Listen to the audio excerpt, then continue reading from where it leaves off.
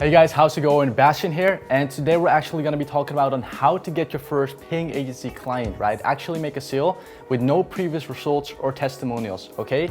And I also just wanted to announce that the one-on-one consult with myself is now open. I'll be announcing this more so at the end to give you guys more information, so stick till the end to know more about it. Without no further ado, let's dive right into it. So what I want to talk about is, how to get your first client, because obviously starting from scratch with, no previous results, no social proof, no background really, and having to build up your sales skill set, your client acquisition skill set, and knowing how to get your foundations properly in place, it's really hard to hit all of these, out of the park right from the get-go, right? And once you get to the part where you want to close a client, that's the biggest barrier as an agency owner, right? Getting that first client. And one of the most common objections is, do you actually have, a previous client work, that you've been able to done successfully and, generate results for that, like you're talking about with us right here, right? That's something your prospect could say. And so to actually overcome that objection, here's what you can do. So I always encourage, my students, and this is what I do myself as well, is to get a contractor, right? Because as an agency owner, you are just, essentially mediating the business with the result driver, right? Which is the contractor. And so really what you want to do is go to Upwork.com and find someone in your niche that specializes in the outcome you're driving, to those people. And so once you do that, you'll find people, right, depending on whether they're qualified or not, with proper case studies on previous client results of people within your niche. Okay, and so what you can do is you can leverage those case studies from contractors to showcase to clients, right? All you really have to do is, to just ask permission from your contractor, and once you get the thumbs up, you can actually leverage that, as some sort of social proof instead of, having nothing really to back up with. Because numbers and results are ultimately gonna be the thing that speak the loudest, okay? And absolutely nothing else.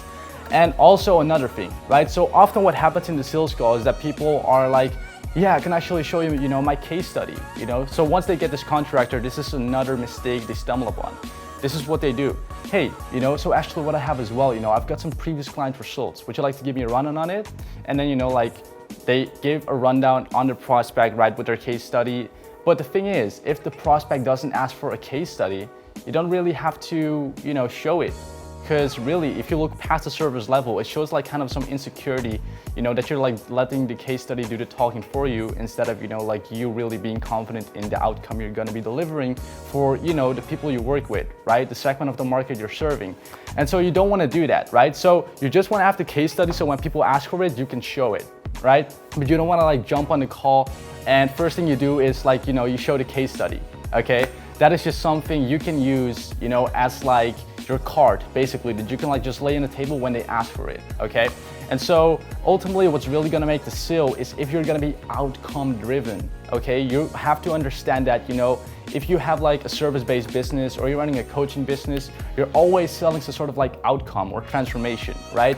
And so when it comes down to, me serving my niche, so plastic surgeons, I just help them get more breast augmentation patients. And the reason being is, because they're high ticket, they're minimum terms of time, and they have the highest margins on them. So it's like a result I'm selling to them. I'm selling them a specific sort of patient that is their most ideal patient, and that's what I sell. I don't sell them Facebook ads, right? So always what I pitch is just explain them the process to get that outcome instead of pitching the process, right? Because also a lot of people just tend to talk a lot about the Facebook ads manager or make a case study in Google Slides and think that's gonna be your breakthrough.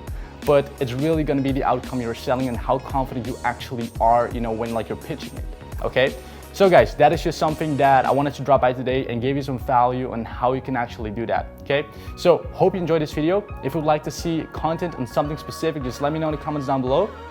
But let me just elaborate more on the one-to-one consult, because basically I'm taking on new people for the 2.0 program of the Agency Cultivation Training Program, which is for agency owners and beginners. So if you're actually serious about leveling up your agency or you're just a beginner, what you can actually do is visit the case study down below in the description or comment section and check it out and book in a call personally with myself. So guys, without no further ado, I'm gonna end this video. I hope you enjoyed it and I'll see you in the next one.